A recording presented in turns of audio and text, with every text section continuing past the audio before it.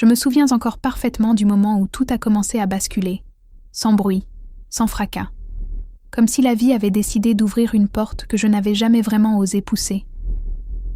Ce matin-là, j'étais arrivée au travail plus fatiguée que d'habitude, après une nuit passée à répondre aux messages insistants de ma mère, me rappelant que je devais passer acheter les médicaments de Mamie Louise.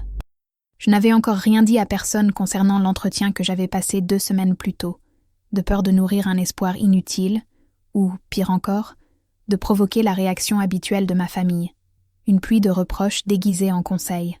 Alors, quand j'ai vu l'email arriver, avec l'objet « Félicitations, offre officielle », mon cœur a raté un battement. J'ai senti une chaleur étrange me monter au visage, comme si l'avenir, ce que j'avais toujours rêvé mais jamais cru accessible, venait de prendre une forme réelle, lumineuse, incontestable. On m'offrait un poste dans un autre État, un poste que seules 2 personnes dans toute l'entreprise avaient obtenu en 5 ans.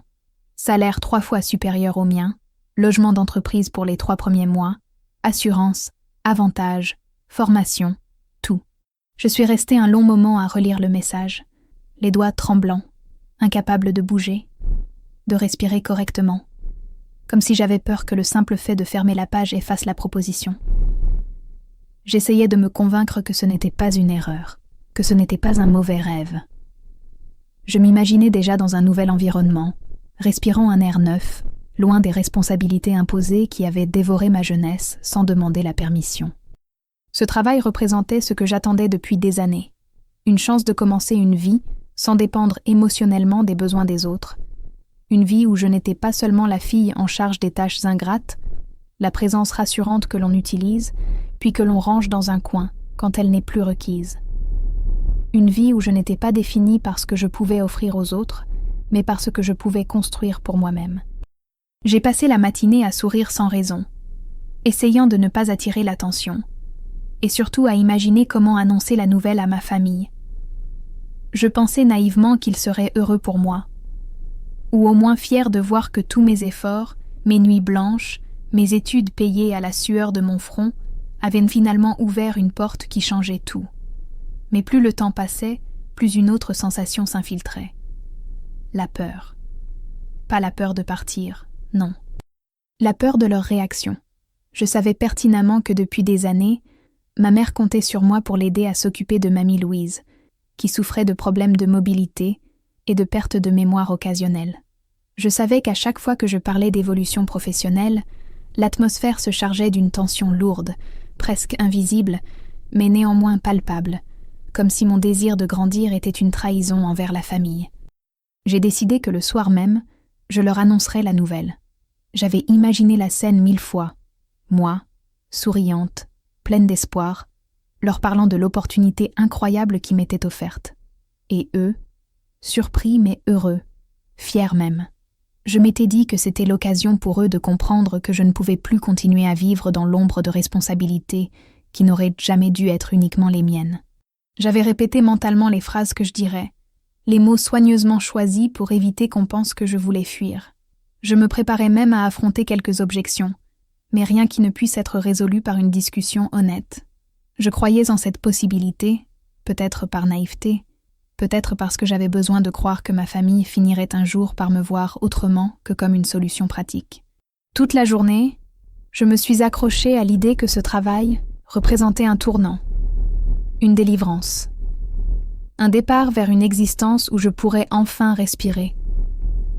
Je pensais que mes sacrifices passés parleraient pour moi, que l'évidence de mon bonheur suffirait à convaincre qu'il était temps que je suive mon propre chemin. J'imaginais la réaction de Mamie, la seule dont la vie comptait vraiment à mes yeux. Elle aurait souri, aurait serré ma main et m'aurait dit d'y aller, de vivre, de profiter tant que je le pouvais. Elle m'avait toujours dit que la vie ne donnait qu'une poignée de vraies chances et que seul l'idiote les laissait passer. À ce moment précis, je ne me doutais pas encore que cette bonne nouvelle deviendrait l'origine de tout le chaos à venir. Je ne savais pas que ma famille, loin de comprendre ou soutenir, était déjà prête à me priver de cette opportunité avant même que je puisse en parler. Et je ne savais certainement pas que l'ironie cruelle de la vie était en train de se préparer. Au lieu de célébrer ma réussite, ils allaient m'enfermer dans un rôle que je refusais d'assumer, déclenchant en moi une décision silencieuse qui changerait non seulement ma vie, mais aussi celle de mamie Louise pour toujours. Je rentrais chez moi ce soir-là, avec l'intention ferme de partager ma grande nouvelle, le cœur battant encore de joie nerveuse et d'espoir maladroit. J'avais répété 1000 fois la manière dont j'allais l'annoncer, comment j'allais sourire en expliquant les avantages du poste, comment je préciserais que l'entreprise me fournissait un logement temporaire, que tout était bien organisé et que je pourrais m'adapter rapidement à ma nouvelle vie. Je me préparais à une conversation sérieuse mais respectueuse, peut-être même un brin émouvante. Pourtant, dès que je franchis la porte, je sentis immédiatement que quelque chose n'allait pas. Le salon était en désordre, mais un désordre particulier. Pas celui du quotidien, pas celui laissé par une journée agitée. Non, c'était un désordre de départ, de préparation de voyage. Des valises ouvertes trônaient sur le canapé, des vêtements soigneusement pliés attendaient d'être rangés, les trousses de toilette débordaient sur la table basse, et l'air avait cette odeur de hâte que je connaissais trop bien, celle qui accompagne les décisions prises sans me consulter. Ma mère allait et venait, concentrée, rapide, presque excitée. Mon père faisait des allers-retours entre les pièces, et ma sœur parlait au téléphone, visiblement occupée à confirmer des réservations. Je restais quelques secondes figée sur le pas de la porte, observant cette agitation dont je ne comprenais pas encore le sens, jusqu'à ce que ma mère lève les yeux vers moi avec une expression que je connaissais trop bien, une sorte de joie égoïste qui n'invitait jamais à la discussion. « Ah, te voilà !» lança-t-elle, comme si mon apparition n'avait aucune importance. « On part demain matin, une semaine entière, ça va nous faire du bien. » Je ne compris pas immédiatement ce qu'elle voulait dire. Une semaine, toute la famille, sans m'en avoir parlé, sans même m'avoir demandé si j'étais disponible. Mon cerveau chercha une explication qui n'arrivait pas. Je posai mon sac, m'approchai lentement et demandai d'une voix calme. « D'accord, mais qui va s'occuper de mamie ?» Je savais déjà la réponse, bien sûr. Je la connaissais avant même que ma mère ne la prononce. Mais j'espérais encore une nuance, un signe, un minimum de considération. Ma mère haussa les épaules comme si la question la surprenait à peine. « Toi, évidemment. Tu sais bien qu'elle ne peut pas rester seule, et nous avons besoin de souffler un peu. Ça tombe bien que tu sois là cette semaine. » Je restai silencieuse quelques secondes, incapable de formuler une réaction appropriée. Je cherchais le moment idéal pour annoncer ma promotion, mais à cet instant je sentis quelque chose se fissurer à l'intérieur de moi. Le monde dans lequel je vivais depuis toujours, un monde où mes besoins étaient considérés comme secondaires, se resserrait une fois de plus autour de moi comme une corde. Ma mère reprit son rangement, indifférente à mon trouble. Je tentais de respirer profondément pour calmer la boule qui montait dans ma gorge. « J'allais justement vous dire quelque chose d'important, » murmurai-je, tentant d'attraper une brèche dans leur indifférence. Mais ma sœur entra dans la cuisine au même moment, souriante, rayonnante d'excitation, en parlant de l'hôtel qu'ils avaient réservé et de la vue depuis les chambres. Mon père ajouta quelque chose à propos d'un restaurant qu'il voulait absolument essayer. Mes mots s'effacèrent dans le tumulte de leur enthousiasme, comme s'ils n'avaient jamais existé. Je réalisais que je n'étais pas invitée, que je n'étais même pas prise en compte. Ce voyage avait été organisé dans mon dos, et mon seul rôle dans cette mise en scène familiale était d'assurer le bon fonctionnement de ce qu'ils laissaient derrière eux. Une fois de plus, j'étais réduite à une fonction, pas à une personne. Je tentais une nouvelle fois de prendre la parole. « J'ai quelque chose d'important à vous dire. » Le ton était plus ferme, presque inquiet. Ma mère leva les yeux, légèrement agacée d'être interrompue. « Ça peut attendre une semaine, non ? On est déjà en retard sur les préparatifs. On en parlera à notre retour. » Je restais plantée là, immobile, les mots coincés dans ma bouche. Une part de moi voulait crier que non, cela ne pouvait pas attendre. Une autre part savait qu'ils ne m'écouteraient pas. Ils avaient décidé, comme toujours. Et moi, je devais suivre. Je regardais mamie Louise, assise dans son fauteuil près de la fenêtre. Elle avait été silencieuse tout ce temps, comme si elle observait la scène depuis un autre monde. Lorsqu'elle croisa mon regard, je vis dans ses yeux quelque chose qui me troubla, une tristesse lucide, une compréhension silencieuse, comme si elle savait déjà que ce voyage n'était pas une simple escapade, mais un acte de manipulation soigneusement déguisé. Quand ils allèrent se coucher pour être prêts pour leur départ du lendemain, je restais seule dans le salon, assise dans le noir, à écouter le bruit de mes propres pensées. Je n'arrivais pas à croire ce qui venait de se passer. Ce soir qui devait être celui de mon annonce devenait à la place une démonstration éclatante de la place que j'occupais réellement dans leur vie. Je compris, enfin, que quoi que je dise, quoi que je fasse, ils ne me laisseraient jamais prendre mon envol volontairement. Et alors que le silence envahissait peu à peu la maison, une certitude lente mais douloureuse prit forme dans mon esprit. Mon départ, si je le voulais vraiment, ne pourrait plus jamais être annoncé. Il devrait être fait dans le même esprit que leur décision, en silence, sans demander la permission. C'est à cet instant précis que la graine d'une idée dangereuse, irréversible, commença à éclore en moi. Une idée qui allait changer nos vies à toutes les deux. Toute la nuit, je tournais d'un côté puis de l'autre, incapable de trouver le moindre repos, comme si mon corps refusait de s'abandonner au sommeil, tant que mon esprit n'avait pas compris l'ampleur de ce qui était en train de se jouer.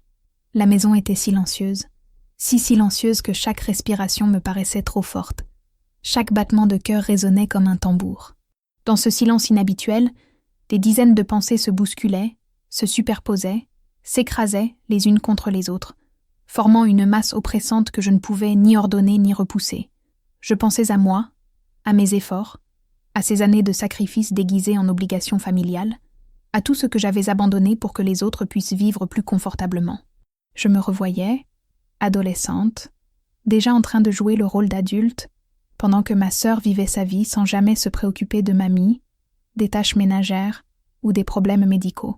Je me revoyais à 20 ans, travaillant tôt le matin et tard la nuit pour payer mes études, tandis que mes parents me répétaient qu'ils n'avaient pas les moyens de m'aider davantage, mais trouvaient pourtant toujours de quoi financer leurs escapades de dernière minute. À 25 ans, c'était presque devenu naturel pour eux que je m'occupe de tout ce qui était pénible et que je me taise. Je m'étais souvent dit que ce n'était que temporaire, que le jour où une véritable opportunité se présenterait, tout changerait. Ce travail, cette chance inespérée, devait être le début de ce changement.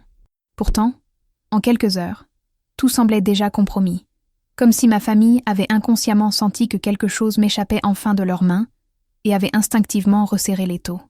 Je me levai, incapable de rester allongée, et marchai dans le couloir. La porte de ma sœur était close, celle de mes parents aussi. Je me dirigeai vers le salon, où une faible lumière filtrait encore, provenant de la lampe laissée allumée à côté du fauteuil de mamie. Je la trouvai éveillée, les yeux ouverts, comme si elle aussi n'avait pas trouvé le sommeil. Elle me regarda en silence, avec une expression douce, mais incroyablement lucide, bien différente de ces moments de confusion habituels. Je m'assis près d'elle, posant ma main sur la sienne. Elle serra doucement mes doigts, comme si elle avait perçu la tempête intérieure qui me consumait. « Ils t'ont encore laissée toute seule avec tout ça », murmura-t-elle d'une voix faible, mais étonnamment ferme. Je sentis mes yeux s'embuer, mais je refusai de pleurer. Je m'étais promis de rester forte, de ne plus montrer à quel point certaines choses me blessaient. « Je ne comprends pas, mamie. Ils ne m'ont rien dit. Ils partent demain et je dois rester, comme toujours. » Elle hocha la tête lentement, ses yeux fixant un point invisible au-delà de moi, comme si elle observait un souvenir lointain que je ne pouvais pas voir. « Chérie, ils pensent que tu es là pour ça, pour eux, depuis toujours. Ils n'imaginent même pas que tu puisses avoir une vie en dehors de ce qu'ils attendent de toi. » Ces mots, durs mais vrais, me transpercèrent. J'avais l'impression d'être à la fois enchaînée et entièrement nue devant la vérité qu'elle venait de nommer avec tant de simplicité. Elle poursuivit, sa voix tremblant légèrement. « Tu ne dois pas laisser ta vie s'éteindre parce qu'ils refusent de voir qui tu es. » Je restai silencieuse, respirant difficilement sous le poids de ce qu'elle disait. À cet instant précis, quelque chose se mit en place dans ma tête. Quelque chose qui ressemblait à une prise de conscience brutale mais nécessaire. Ce n'était pas un oubli. Ce n'était pas un simple manque de communication. Ce n'était pas une maladresse. C'était une habitude, un fonctionnement établi depuis tant d'années que personne ne pensait à le remettre en question. Ma famille était partie sans moi, m'avait assigné la responsabilité de mamie, sans même vérifier si j'étais d'accord, parce que dans leur esprit, il n'y avait pas d'alternative. Ils ne pouvaient pas concevoir que j'aie d'autres priorités, d'autres désirs, d'autres ambitions. Pour eux, ma vie était une extension de la leur, un coussin destiné à amortir leurs décisions impulsives. À mesure que ces pensées devenaient plus claires, une sensation étrange me gagna, un mélange d'étouffement et de lucidité, comme si un voile venait d'être arraché. Je me rendis compte que depuis toujours, je vivais dans un piège invisible, construit non pas par méchanceté mais par habitude, par égoïsme inconscient, par facilité. Et la possibilité de m'en échapper n'avait fait que renforcer la résistance de ce piège. Je repensais au mail de l'entreprise, à la promesse d'un avenir différent, à la lumière que j'avais ressentie en l'ouvrant. Ce contraste avec ma réalité actuelle était trop violent pour être ignoré. Je sentais dans ma poitrine une douleur sourde, comme si ma vie entière me reprochait de ne pas avoir vu plus tôt ce qui se passait. Mamie me regarda encore un long moment, avant de dire d'une voix presque murmurée « Tu mérites mieux que ça ». Ces mots furent comme un souffle qui raviva une braise longtemps étouffée. Je me penchai vers elle, posant ma tête contre son épaule maigre, et je sentis sa main caresser mes cheveux avec une douceur infinie. À cet instant précis, j'eus la certitude que je ne pouvais pas laisser ma vie être détournée une fois de plus. Ce travail n'était pas seulement une opportunité professionnelle, c'était ma porte de sortie, peut-être la seule que j'aurais avant longtemps. Ma famille n'avait aucune intention de me laisser la saisir, mais cela importait de moins en moins. Je restais avec mamie jusqu'à ce que le sommeil la gagne. Moi, en revanche, je restais éveillée longtemps encore, debout dans la pénombre, réfléchissant à tout ce qui venait de se passer, réalisant que mon existence avait été réduite à une sorte de service permanent dont je n'avais jamais choisi les termes. Et pour la première fois, au cœur de cette nuit lourde, l'idée d'un avenir sans eux, d'une fuite nécessaire, commença à prendre une forme précise dans mon esprit, une forme silencieuse, dangereuse, mais étrangement rassurante. Le matin se leva avec une lenteur oppressante, comme si le soleil lui-même hésitait à éclairer une journée déjà saturée d'amertume. La maison s'agitait dans un chaos maîtrisé. Ma mère donnait des ordres d'une voix rapide, mon père vérifiait une liste de choses à ne pas oublier, et ma sœur, les yeux brillants d'excitation, filmait des extraits de leurs valises pour les publier sur ses réseaux sociaux. J'observais la scène en silence, m'efforçant de ne pas laisser transparaître le mélange de colère, de déception et de résignation qui me brûlait la poitrine. Je préparais le petit déjeuner de mamie comme tous les matins, coupant les fruits exactement comme elle les aimait, vérifiant discrètement sa tension, ajustant la dose de ses médicaments. Ces gestes, automatiques après tant d'années, faisaient pourtant naître en moi une étrange tendresse mêlée de révolte, comme si chaque action me rappelait combien j'avais été sacrifiée à une routine familiale que personne d'autre ne voulait assumer. Quand ils furent prêts à partir, ils me saluèrent rapidement, sans même remarquer l'épaisseur du silence dans lequel je me tenais. Ma mère me laissa une liste de tâches soigneusement pliées sur la table, comme si tout cela n'était pas déjà ancré dans ma chair, comme si j'avais besoin d'un rappel de mon rôle. Mon père me glissa un « On revient dimanche, ne t'inquiète pas », qui sonna davantage comme un ordre que comme un remerciement. Ma sœur, elle, se contenta d'un signe de la main, plus préoccupée par le filtre qu'elle allait utiliser sur sa story que par ce qu'elle me laissait sur les épaules. Lorsque la porte se referma derrière eux, le silence envahit la maison avec une violence inattendue. C'était un silence qui ne soulageait pas, il exposait. Je me retrouvais face à la réalité nue. Je n'étais pas indispensable par amour, mais par confort. J'étais l'option la plus pratique, la présence la moins dérangeante, celle dont on ne demande jamais l'avis parce qu'on part du principe qu'elle fera ce qu'il faut. Je rejoignis mamie dans le salon. Elle était assise dans son fauteuil préféré, une couverture sur les genoux, ses yeux clairs fixant la fenêtre où la lumière douce du matin filtrait à travers les rideaux. Je m'assis à côté d'elle, et elle tourna lentement la tête vers moi.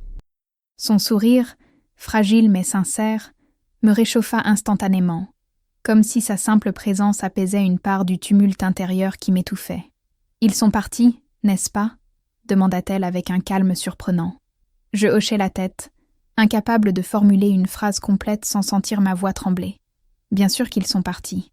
Ils partent toujours quand ça les arrange.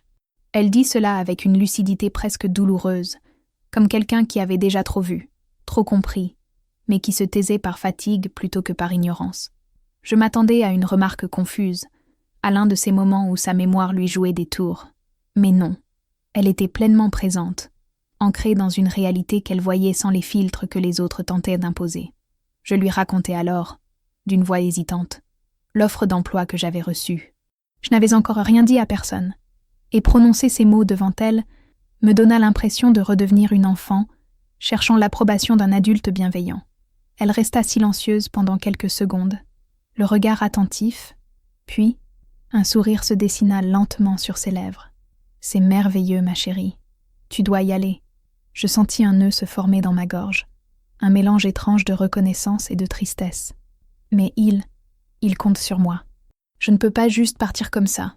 Elle posa sa main sur la mienne, sa peau fine et froide enveloppant mes doigts avec une douceur presque surnaturelle. Toi aussi, tu as le droit de compter sur toi-même. Tu n'es pas né pour être leur solution. Sa voix tremblait légèrement, mais chaque mot avait le poids d'une vérité que je n'avais jamais osé dire à haute voix.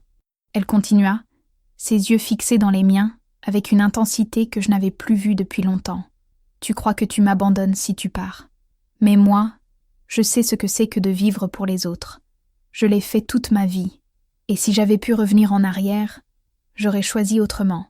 Je ne veux pas que tu te réveilles un jour à 70 ans avec les mêmes regrets que moi. Ces mots me transpercèrent comme une lame douce, mais implacable. Je sentis une larme glisser sur ma joue, sans même m'en rendre compte. Mamie essuya la goutte d'un geste tendre, presque maternel.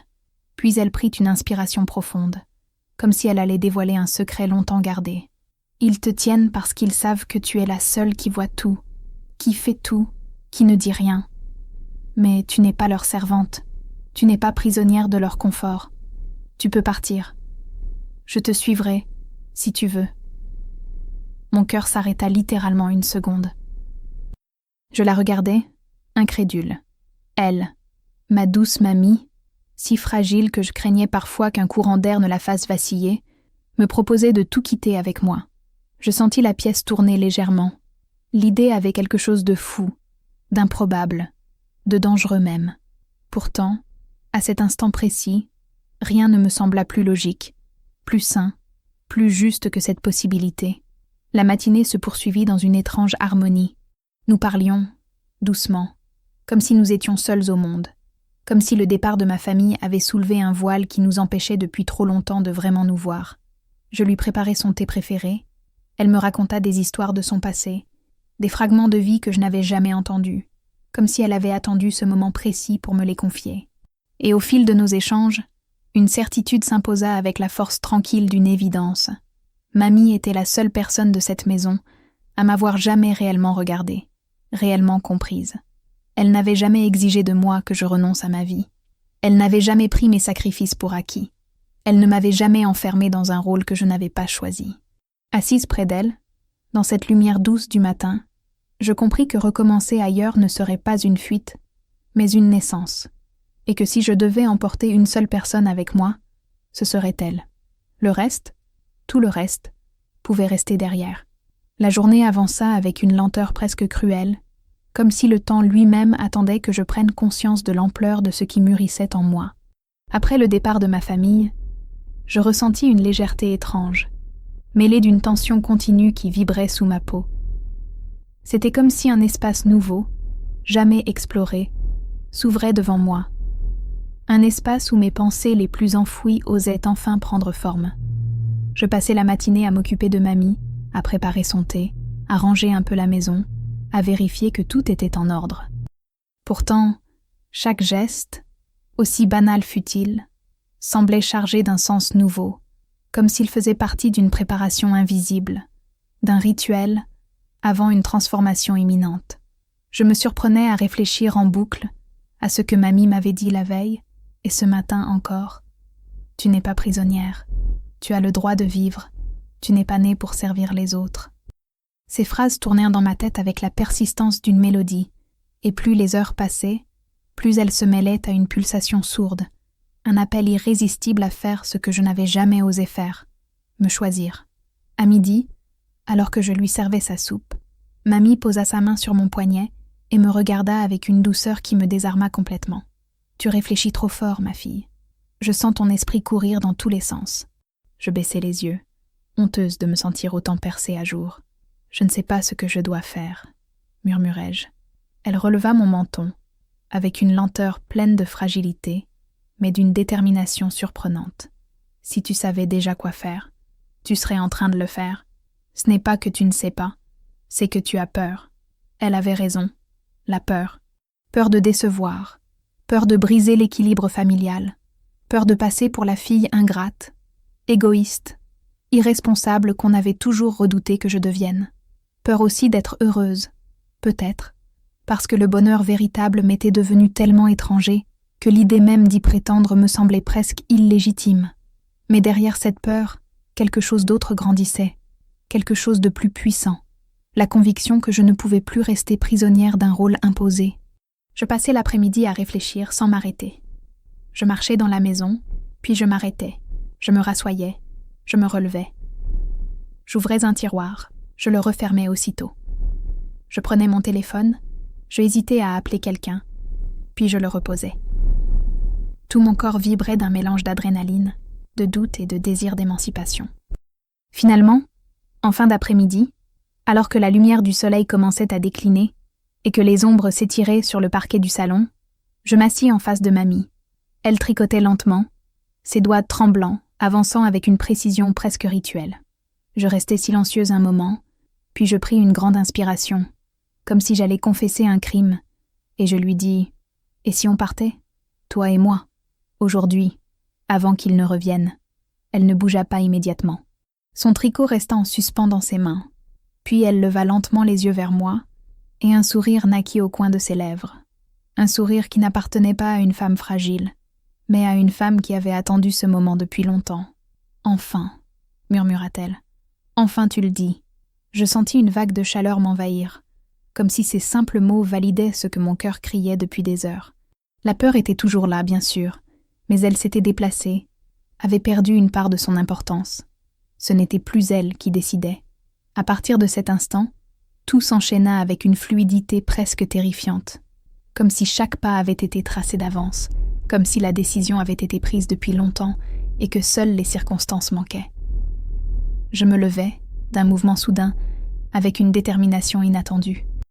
Je pris mon téléphone, ouvris l'email que j'avais reçu la veille, celui contenant l'offre d'emploi et les instructions pour confirmer mon acceptation. Mon doigt trembla légèrement, mais je ne reculai pas. Je cliquai sur « Confirmer ». Une seconde plus tard, une notification me confirma que mon choix était irréversible. Un souffle long et profond sortit de mes poumons, comme si je retenais cette respiration depuis des années. Ensuite, je montai dans ma chambre et sortis une valise du placard. Le bruit du zip retentit étrangement fort dans le silence de la maison, comme un coup de tonnerre discret. Je remplis la valise avec quelques vêtements seulement, des documents importants, un album de photos que mamie aimait particulièrement, 2 livres auxquels je tenais. J'emportais aussi les médicaments de mamie, ses ordonnances, ses certificats médicaux, tout ce qui pouvait être utile. Je fis tout cela avec une précision fébrile mais organisée, comme si je suivais un plan préparé depuis longtemps dans un coin de mon esprit. Quand je redescendis, mamie m'attendait, calme, posée, son sac à main déjà sur ses genoux, comme si elle avait su exactement quoi faire, sans même que je lui demande. « On y va, ma chérie ?» demanda-t-elle.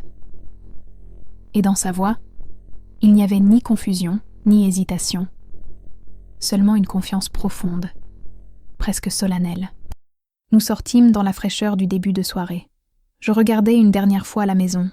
Elle semblait étrangement étrangère, comme si elle n'avait jamais été un foyer, mais seulement une cage soigneusement décorée. Je ne ressentis ni regret, ni remords, ni nostalgie. Seulement un immense soulagement. Je chargeai mamie dans la voiture avec précaution, puis rangeai nos affaires dans le coffre.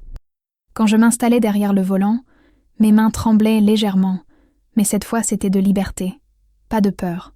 Le moteur démarra avec un grondement rassurant. Je regardai mamie, qui me souriait, puis la route devant nous, une route que je n'avais jamais osé emprunter.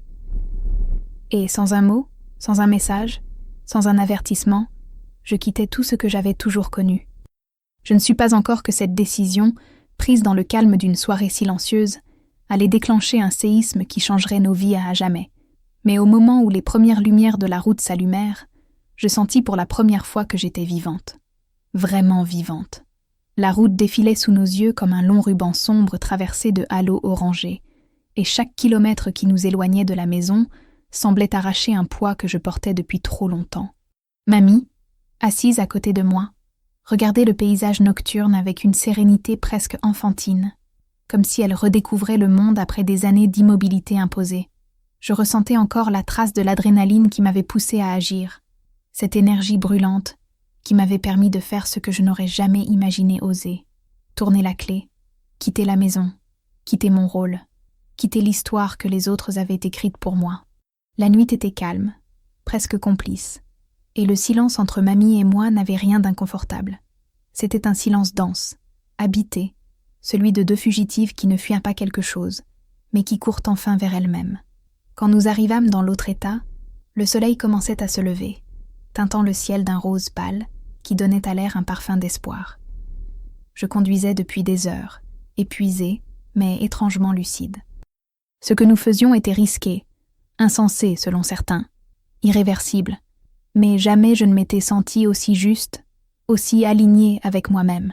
Nous allâmes directement à l'appartement mis à disposition par mon nouvel employeur. C'était un petit studio meublé, simple mais propre, baigné de lumière. Il y avait une kitchenette, un lit, un canapé, une table et une grande fenêtre donnant sur une rue paisible bordée d'arbres. C'était loin du confort de ma chambre d'enfance, loin des souvenirs encombrants, loin des cris étouffés, loin des attentes impossibles. C'était un endroit neutre, vierge, un terrain où tout pouvait être construit à partir de zéro. Mamie entra lentement, observant chaque détail avec un regard émerveillé. « C'est joli ici », dit-elle d'une voix douce. Je l'aidai à s'installer sur le canapé. Elle posa sa main sur la mienne, avec cette tendresse fragile qui avait le pouvoir de me désarmer complètement. On est en sécurité maintenant.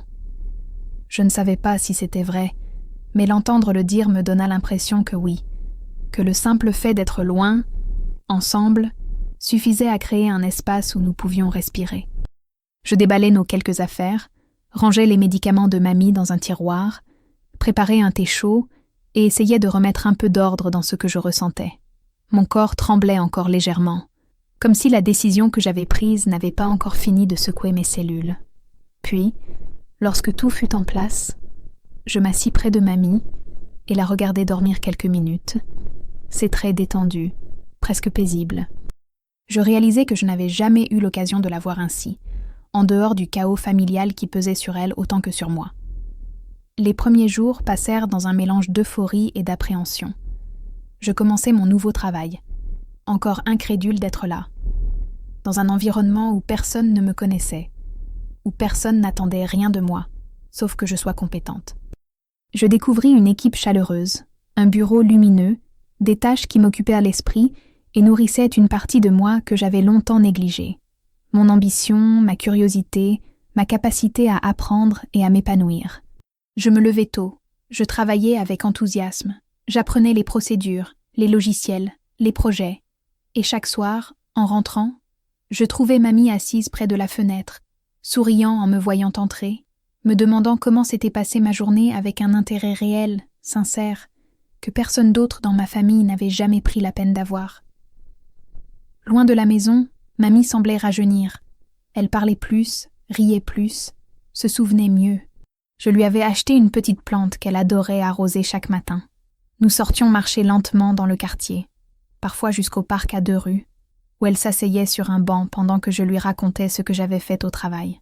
Parfois, elle partageait avec moi des histoires de sa jeunesse, des fragments de vie paisibles ou tumultueux, toujours racontés avec une honnêteté brute qui me touchait profondément. Je découvrais en elle une femme que je n'avais jamais vraiment connue, une femme pleine de rêves, de regrets, de courage silencieux, une femme dont la personnalité avait été enfouie sous des années d'obligations et d'attentes, tout comme la mienne. Et plus les jours passaient, plus une évidence s'imposait. Nous n'étions pas partis pour survivre, mais pour renaître. Bien sûr, une partie de moi savait que ma famille devait être en train de devenir folle. Je les imaginais revenir de leur voyage, trouver la maison vide, voir nos affaires manquantes, tenter de m'appeler encore et encore. Mon téléphone vibrait parfois, mais je ne regardais pas l'écran. Je n'étais pas prête. Je savais que dès que je lirais leurs messages ou entendrais leur voix, Quelque chose en moi risquerait de se fissurer, de douter, de céder. Et je ne pouvais pas me permettre de céder. Pas maintenant, pas si tôt dans notre nouvelle vie. Je mis donc mon téléphone en mode silencieux et me permis, pour la première fois de ma vie, de ne pas être accessible, de ne pas être l'urgence de quelqu'un, de ne pas être le pilier de qui que ce soit. Je me permis simplement d'être. Une semaine passa ainsi, dans une bulle hors du temps. J'avais l'impression de vivre enfin l'existence dont j'avais toujours rêvé, ou du moins une version fragile mais prometteuse de cette existence. Mamie et moi avions trouvé une routine douce, un équilibre inattendu. La nuit, je m'endormais avec un sentiment que je n'avais pas connu depuis l'enfance. La sécurité. Une sécurité intérieure, celle qui ne dépend de personne d'autre, celle qui vient du fait de se trouver enfin à la bonne place. Le travail évoluait aussi plus vite que je ne l'aurais imaginé. Après seulement 3 jours, mon responsable m'avait intégré dans un projet important lié aux services sociaux, notamment à un programme de soutien aux personnes âgées dépendantes. J'avais parlé de Mamie, sans entrer dans les détails, et il m'avait proposé, si elle le souhaitait, de participer à certaines activités du centre partenaire pour rester active et entourée. Je n'en revenais pas.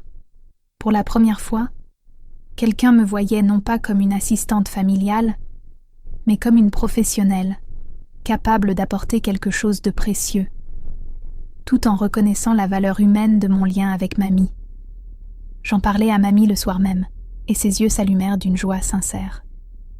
J'aimerais beaucoup rencontrer d'autres personnes de mon âge, et puis, ça te ferait du bien de savoir que je suis bien entourée quand tu travailles. Elle disait cela avec un naturel déconcertant, comme si cette nouvelle vie était simplement la suite logique de la précédente, comme si nous n'avions pas fui en pleine nuit en laissant derrière nous une famille incapable de comprendre nos besoins. Mais en l'entendant, je compris quelque chose d'essentiel.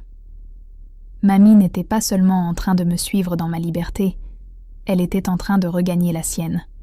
Un matin, alors que je l'accompagnais au centre pour la première fois, une journaliste locale était présente pour faire un reportage sur les programmes intergénérationnels. Elle me posa quelques questions, que je répondis avec simplicité, sans imaginer une seule seconde que cet entretien banal deviendrait un tremblement de terre dans ma vie. Mamie fit également partie du reportage, riant timidement devant la caméra, tenant ma main avec fierté. La journaliste nous remercia chaleureusement, m'assurant que l'histoire de notre arrivée dans l'État, racontée avec tant de sincérité, trouverait sûrement écho auprès de nombreuses personnes. Je ne savais pas encore que cette petite apparition anodine allait traverser les écrans, franchir les frontières invisibles de notre nouveau refuge et atteindre l'endroit que j'avais fui. Je ne savais pas que ce simple reportage serait le premier signal envoyé au monde que nous étions vivantes, libres, et que pour la première fois de ma vie, je n'avais pas besoin d'avoir honte de qui j'étais, ni de ce que j'avais choisi. Je ne savais pas encore, ce matin-là, que le calme dans lequel Mamie et moi vivions depuis une semaine allait bientôt être rompu par un tumulte que je n'aurais jamais imaginé si brutal. Le jour où le reportage fut diffusé, je n'en savais rien. Je travaillais tard, concentrée sur un dossier urgent, et lorsque je rentrais à l'appartement, Mamie m'attendait, assise dans son fauteuil près de la fenêtre, les mains jointes sur ses genoux, l'air étrangement pensif. Je ne remarquais rien d'alarmant au début. Je lui racontais ma journée, comme toujours, et elle m'écouta avec douceur. Pourtant, il y avait une tension dans son regard, quelque chose de retenu, de suspendu dans l'air. Ce ne fut qu'au moment où je posai mon sac et que je pris mon téléphone pour le recharger que je compris que quelque chose n'allait pas. L'écran s'alluma et je vis le chiffre rouge laid, presque menaçant, indiquant des dizaines d'appels manqués. 93. 93 appels. Mes mains se glacèrent immédiatement. Ma gorge se serra. Je fis défiler les notifications, les messages vocaux, les SMS, tous venant de ma mère, de mon père, de ma sœur, parfois même de tantes dont je n'avais plus de nouvelles depuis des années, tous envoyés dans un état qui oscillait entre l'hystérie, la colère et la panique. Ma mère avait laissé un message à 3 heures du matin. « Où es-tu ? Pourquoi la maison est vide ? Pourquoi mamie n'est pas là ? Tu as perdu la tête ? Réponds, immédiatement. » La voix tremblait, mais pas de peur, de rage. Je parcourus les autres messages. Certains étaient presque suppliants, d'autres parfaitement accusateurs. Ma sœur m'avait écrit « Tu nous fais honte. Comment as-tu pu faire ça? Tu es malade. » Mon père, lui, laissait des messages beaucoup plus courts, froids, statiques, comme des ordres militaires mal déguisés. « Rappelle-moi, c'est sérieux. Tu dois revenir. Ce que tu fais est criminel. » Mais celui qui me coupa le souffle, celui qui fit trembler mes doigts, au point que j'eus du mal à tenir le téléphone, fut ce message envoyé seulement 2 heures plus tôt. « On vient de vous voir à la télé. » À ce moment précis, tout en moi se figea, comme si l'univers entier s'était arrêté une seconde, puis une autre, étirant ce silence dans une tension presque douloureuse. Je levai lentement la tête vers Mamie. Elle me regardait avec ce même air doux, mais sous ses traits sereins, il y avait une inquiétude qu'elle tentait de cacher pour ne pas m'alarmer davantage. « Tu as vu les messages ?» demanda-t-elle d'une voix fragile. Je ne répondis pas tout de suite. Je restai immobile, serrant le téléphone comme s'il menaçait d'exploser dans ma main. Le reportage. Bien sûr. Cette journaliste, avec son sourire chaleureux, ses questions innocentes, ses caméras discrètes. J'avais répondu avec sincérité, sans réfléchir, sans imaginer un seul instant que, de l'autre côté de l'écran, des yeux chargés de colère, de peur et de contrôle pourraient tomber sur nous. Je n'avais jamais pensé que cette simple apparition dans un programme local serait vue par quelqu'un que je connaissais. Je n'avais jamais pensé que ma famille fouillerait les chaînes régionales d'un autre État. Mais l'information circule vite, plus vite qu'on le croit, surtout quand les réseaux sociaux s'en mêlent. Ma sœur avait dû tomber dessus par hasard en naviguant sur les stories, ou peut-être était-ce une connaissance, un ami, un voisin. Peu importe. Le résultat était le même. Il savait où nous étions. Je me laissai tomber sur le canapé, incapable de formuler la moindre phrase. Mamie posa doucement sa main sur mon bras. « Ma chérie, écoute-moi bien. Ce n'est pas ta faute. » Je secouai la tête nerveusement. « Ils vont venir, mamie. Ils vont venir, et ils vont me prendre pour une folle. Ils vont dire que j'ai enlevé une personne âgée, que je t'exploite, que je t'ai emmené contre ta volonté. » Cette possibilité me glaça le sang. J'imaginais déjà des policiers frappant à la porte, ma mère en larmes, mon père hurlant, ma sœur filmant la scène pour ses réseaux. Je connaissais leur méthode, leur capacité à manipuler les récits, à se mettre en victime pour mieux écraser la vérité. Ils avaient passé toute leur vie à écrire l'histoire de la famille, sans jamais me laisser y inscrire un mot qui ne leur convenait pas. « Ils ne peuvent pas faire ça », murmura mamie avec douceur, mais sa voix trembla légèrement. Je dirai la vérité, que c'était ma décision aussi, que j'ai voulu partir. Mais même elle semblait savoir que ce ne serait pas suffisant. J'étais jeune, elle était âgée. Les regards du monde seraient biaisés. Elle pouvait parler, dire tout ce qu'elle voulait, mais il trouverait toujours un moyen d'inverser son témoignage, de l'amoindrir, de le dépeindre comme une confusion due à son âge. Je me levai brusquement, marchant de long en large dans la pièce. Incapable de contenir la nervosité qui me rongeait, je pensais à appeler mon responsable pour lui expliquer la situation, puis je me ravisai. Je pensais à appeler une avocate, puis je me souvins que je n'avais pas encore trouvé de conseil juridique dans cet état. Je pensais à fuir encore plus loin, mais je savais que cela serait inutile maintenant qu'ils avaient un point de départ. Je pris enfin une grande inspiration et me laissai tomber de nouveau sur le canapé, réalisant que le calme que j'avais construit ces derniers jours pouvait s'effondrer comme un château de cartes. « Ils doivent être furieux », murmurai-je. Mamie laissa échapper un soupir, lourd, presque triste. « Ils ne sont pas furieux parce qu'ils ont peur pour moi, tu sais. Ils sont furieux parce qu'ils ont perdu leur contrôle sur toi. C'est ça qui les déstabilise. » Ces mots me frappèrent de plein fouet. Oui, c'était exactement cela. Ce n'était pas l'inquiétude sincère d'une famille aimante. C'était la panique d'un système qui s'effondre. Mon rôle avait disparu. La pièce qui comblait les lacunes de leur vie avait décidé de sortir du puzzle. Ils ne savaient tout pas fonctionner sans moi. Je pris le téléphone à pleine main et écoutai enfin un des messages vocaux. La voix de ma mère, brisée par une colère presque théâtrale, hurla dans mes oreilles. « Tu n'avais pas le droit. Tu n'avais pas le droit. Comment as-tu pu faire ça? Reviens immédiatement. Tu dois ramener ta grand-mère. Tu ne sais pas ce que tu es en train de provoquer. » Je coupai avant la fin. Mon cœur battait si fort que j'avais l'impression d'entendre le sang gronder dans mes tempes. Je levai les yeux vers mamie. Ils vont faire de ma vie un enfer. Elle se redressa un peu dans son fauteuil, son regard soudain plus ferme, plus assuré. Alors il faudra être plus forte que leur enfer. Je restai là, immobile, pendant de longues minutes. La pièce semblait rétrécir, l'air se faisait lourd. Mais au milieu de ce chaos intérieur, une petite voix naquit, une voix que je n'avais jamais écoutée auparavant, une voix qui disait simplement « Tu as survécu à pire, et tu n'es plus seul ». Le lendemain matin, je me réveillais avec la sensation qu'un voile lourd avait été déposé sur ma poitrine pendant la nuit. J'avais dormi par fragments, comme si mon esprit, incapable de se reposer pleinement, oscillait entre vigilance et fatigue extrême. Lorsque j'ouvris les yeux, mamie dormait encore dans sa chambre, d'un sommeil profond, paisible, presque enfantin. Ce contraste, cette tranquillité de son visage opposé au tumulte de mes pensées, me rappelait à quel point elle était fragile, et forte à la fois, à quel point je n'avais pas le droit de flancher maintenant. Je me levai lentement, préparai du café, respirant l'odeur chaude et rassurante qui emplissait la pièce, et tentai de calmer ce tremblement intérieur qui ne me quittait plus depuis la veille. Mon téléphone, posé sur le comptoir, vibrait encore, mais je ne regardais pas l'écran. J'avais fait ce choix déjà plusieurs fois, ignorer pour survivre. Je partis au travail plutôt que d'habitude, espérant trouver dans l'effervescence du bureau un refuge, un endroit où les responsabilités professionnelles étoufferaient l'angoisse familiale. À mon arrivée, cependant, quelque chose me sembla différent. Dans l'air flottaient des murmures, des regards qui se détournaient à moitié quand je passais, des sourires discrets, presque complices. Je ne compris pas immédiatement ce qui se passait.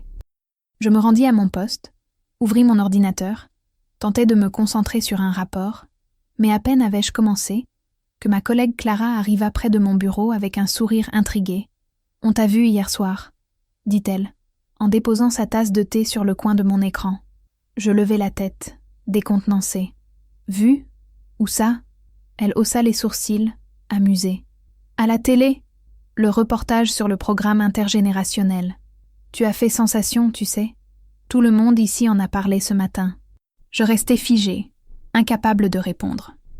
Je savais, bien sûr, que le reportage avait été diffusé, mais j'avais naïvement imaginé que personne au bureau ne le verrait, qu'il resterait un petit segment local sans conséquence.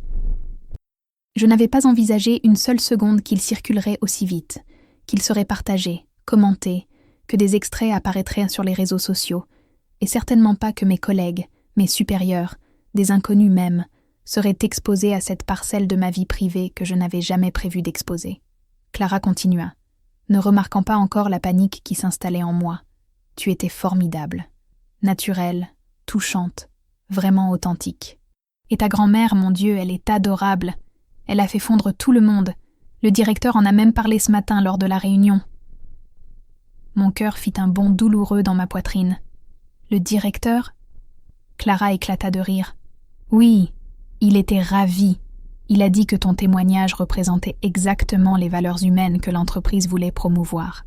Il a même proposé que tu participes à d'autres initiatives sociales si tu en avais envie. » Je restais immobile, les yeux rivés sur l'écran, incapable de formuler une réaction cohérente. Une part de moi était soulagée, presque honorée par cet accueil positif, mais une autre part, bien plus profonde, se contractait sous l'effet d'une angoisse sourde. Le succès professionnel soudain que je vivais était précisément ce qui rendait ma situation personnelle encore plus dangereuse. Ma famille avait déjà vu le reportage. Maintenant, d'autres personnes me voyaient aussi. La visibilité dans ma situation n'était pas un luxe. C'était une épée à double tranchant. Je savais que dans l'esprit de mes parents, de ma sœur, cette exposition publique ne ferait qu'aggraver leur colère, nourrir leur frustration, intensifier leur certitude que je cherchais à les humilier. Je pouvais presque entendre leur voix. Elle se met en avant avec mamie pour attirer l'attention. Elle joue la victime. Elle nous dénonce en public. Ce qu'ils imaginaient ou interprétaient n'avait aucune importance. Dans leur logique, tout était toujours ramené à eux, à ce que mes choix signifiaient pour eux, à la façon dont ils en souffraient, à la manière dont leur réputation était affectée. Mais au bureau, rien de tout cela ne transparaissait. On m'invita à une réunion sur un nouveau projet. On me félicita pour ma sensibilité, ma clarté, ma présence. Plusieurs collègues vinrent me parler spontanément, mentionnant mamie avec une affection sincère, presque familière. Je sentais, pour la première fois de ma vie, que l'histoire que je portais, pourtant née dans la douleur, trouvait un écho positif dans un monde qui ne cherchait pas à me réduire. Et au milieu de tout cela, une étrange émotion se fit sentir. La fierté. Une fierté timide, hésitante, qui se battait encore contre des années d'effacement, mais qui existait bel et bien. Le soir, en quittant le bureau, le soleil baignait la ville d'une lumière dorée, le genre de lumière qui rend tout plus doux, plus supportable. Je marchais jusqu'à l'arrêt de bus, respirant profondément, espérant que le calme de l'extérieur finirait par m'apaiser.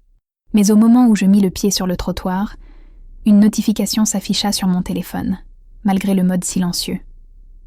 C'était un message d'un numéro inconnu. Une capture d'écran du reportage, suivie de 3 mots seulement. On sait maintenant. Je restais immobile quelques secondes, comme figée entre 2 réalités. Je savais exactement ce que cela signifiait. Il ne se contentait de plus de m'appeler. Il me traquait. Il suivait les publications, les partages, les commentaires. Il fouillait les réseaux pour comprendre où j'étais, avec qui, dans quel programme social, dans quel quartier peut-être. La visibilité que je n'avais jamais recherchée devenait maintenant un phare trop lumineux dans la nuit, un signe qui les guidait directement vers moi. Je serrais le téléphone dans ma main et continuais de marcher, le souffle court. Lorsque j'arrivai à l'appartement, mamie se leva du canapé en me voyant entrer. « Tu as une drôle de tête, ma chérie. » Qu'est-ce qui s'est passé ? Je m'assis à côté d'elle, trop épuisée pour prétendre aller bien. Je lui racontais tout, les collègues, le directeur, le reportage, le message anonyme. Elle écouta sans m'interrompre, son regard posé, attentif, mais traversé d'une inquiétude qui se faisait de plus en plus intense. « Ils veulent te faire peur, » dit-elle finalement. « Ils veulent que tu paniques, que tu reviennes d'elle-même, que tu fasses marche arrière. » Je soupirai longuement. « Et si je n'y arrive plus, mamie ? Et si tout ça devient trop lourd ? Et s'ils viennent vraiment jusqu'ici ?» Elle prit mes mains dans les siennes, et malgré la fragilité de ses doigts, je sentis une force étonnante traverser son geste. « Alors nous affronterons ensemble, comme nous avons tout affronté jusqu'ici. Mais une chose doit être claire, tu ne retourneras pas en arrière. Tu n'as pas volé ta liberté, tu l'as gagnée. » Ces mots pénétrèrent profondément en moi, comme une ancre que l'on jette dans des eaux agitées pour empêcher un bateau de dériver.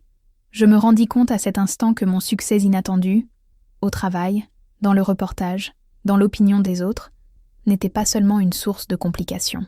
C'était aussi un bouclier, une protection involontaire, une preuve que ma vie valait quelque chose en dehors d'eux. Ce succès devenait mon ancrage dans une existence nouvelle, une existence qu'ils ne pouvaient non plus effacer simplement en me rappelant qui j'étais censée être. Ce succès, aussi modeste soit-il, leur échappait, et pour la première fois, ce qui échappait à leur contrôle leur faisait peur. Je ne réalisais vraiment l'ampleur de ce qui se passait que 2 jours plus tard, lorsque le reportage commença à circuler sur les réseaux plus vite que je n'aurais pu l'imaginer. Tout d'abord, quelques commentaires apparaissaient sous la publication officielle de la chaîne locale.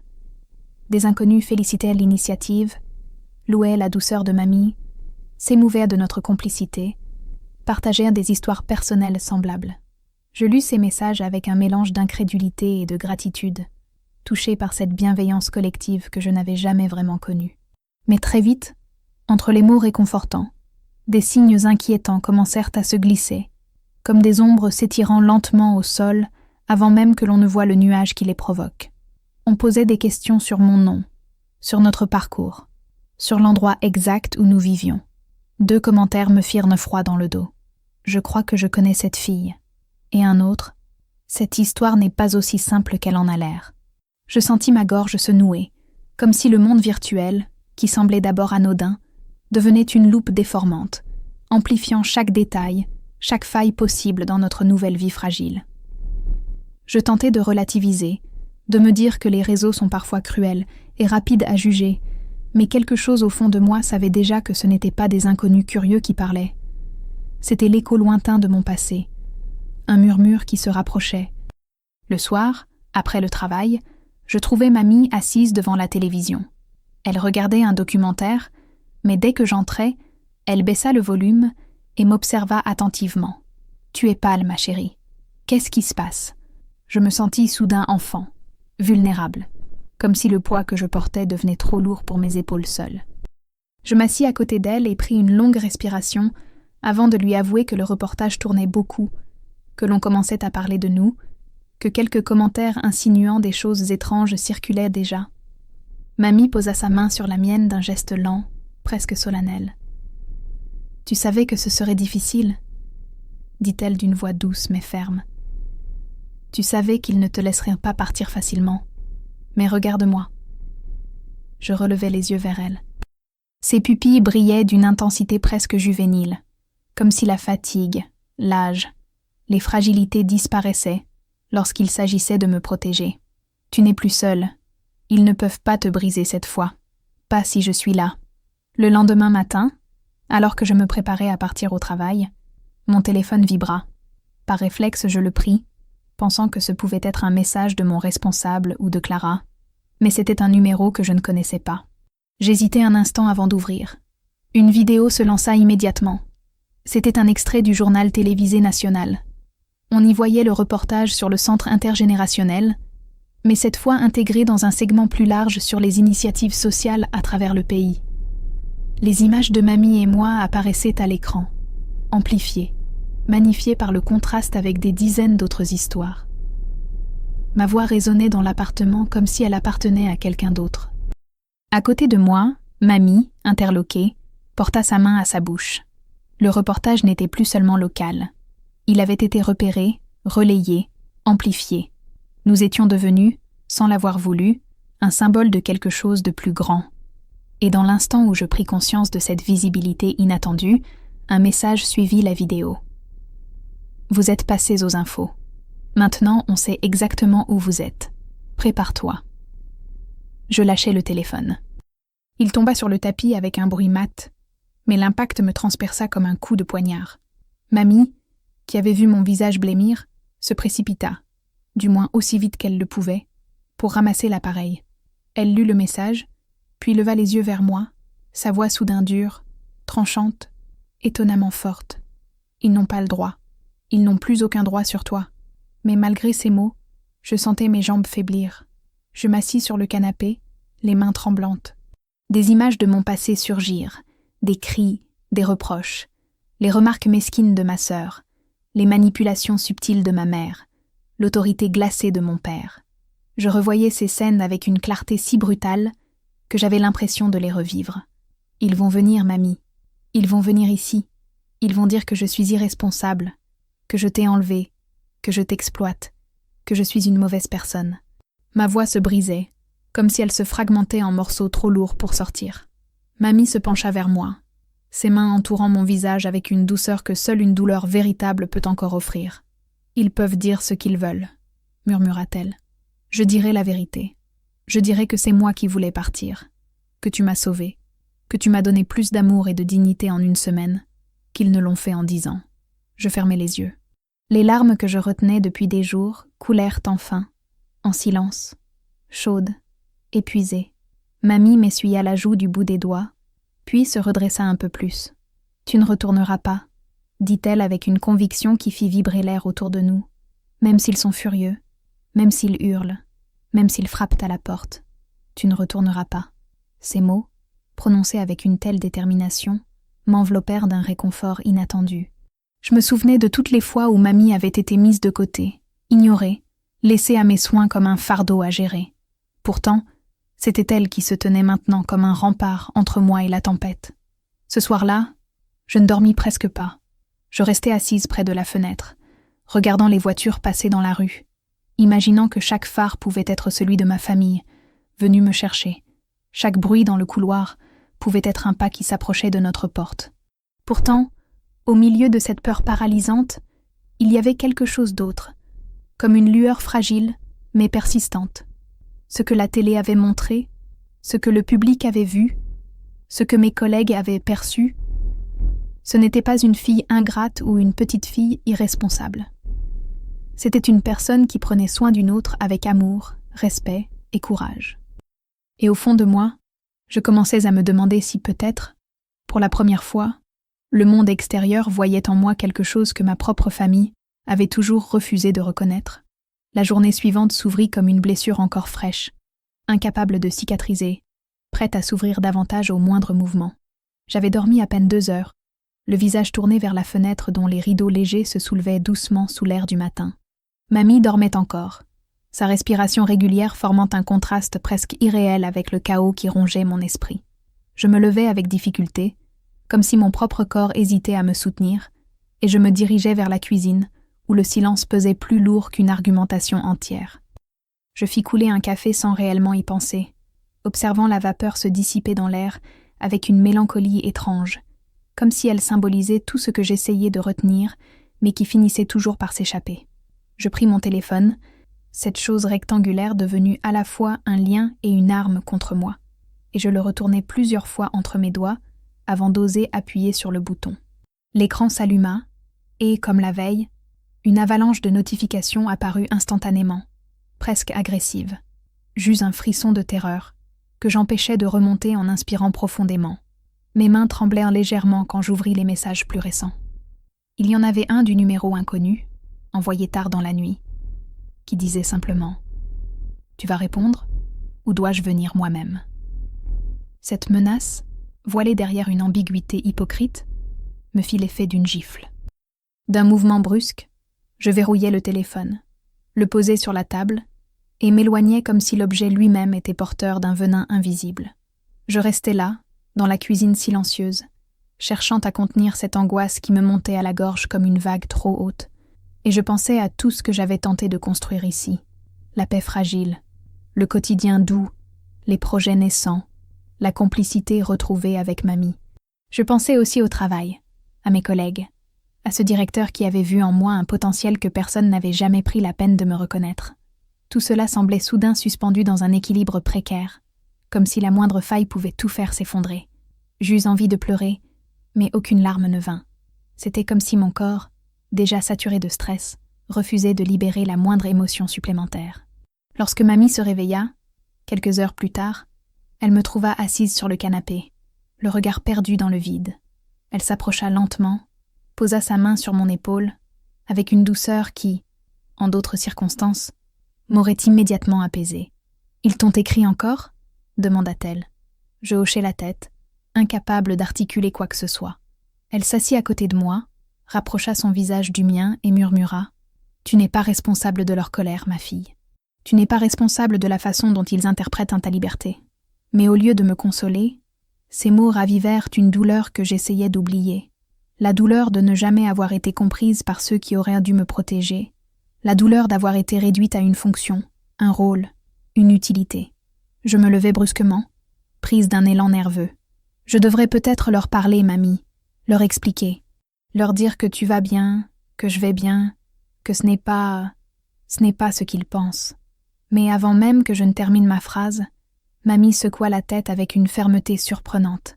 Tu sais ce qui se passera si tu les appelles. Tu sais ce qu'ils feront de tes mots. Ils ne veulent pas comprendre. Ils veulent te ramener. C'est différent. Je sentis ma respiration se bloquer dans ma poitrine. Elle avait raison. Peu importait ce que je dirais. Peu importait la vérité. Dans leur logique, dans leur monde, ma décision ne pouvait être qu'une trahison, un affront, une folie. Ils avaient déjà écrit le scénario dans lequel j'étais une criminelle, une ingrate, une inconsciente. Et dans ce scénario-là, mamie n'était qu'un pion fragile qu'ils prétendraient vouloir sauver, pendant qu'ils me condamneraient. Plus tard dans la matinée, je reçus un email professionnel concernant une nouvelle proposition d'implication dans le programme communautaire. On me félicitait pour la visibilité du reportage. On m'encourageait à participer à une table ronde dans une université locale. Je lus la proposition avec une forme de vertige. Mes pas, mes actes, mes mots prenaient une proportion nouvelle, étrange. Je devenais, en quelque sorte, un symbole, sans même l'avoir cherché. Et cette idée, bien qu'honorante, me terrifiait, car elle amplifiait le contraste entre ce que les autres voyaient de moi, une jeune femme engagée et courageuse, et ce que ma famille voyait, Une révoltée ingrate qui s'était enfuie avec une vieille femme vulnérable. 2 visions incompatibles. 2 mondes qui ne pourraient jamais se rejoindre. En fin d'après-midi, alors que je préparais le repas, mamie m'appela depuis le salon. Elle tenait la télécommande, tremblante, et ses yeux étaient fixés sur l'écran. Je m'approchai et vis immédiatement ce qui l'avait figé. Un débat télévisé. L'un des intervenants parlait de notre histoire. Pas de nous directement, pas avec nos noms, mais suffisamment pour que n'importe quel membre de ma famille reconnaisse la situation.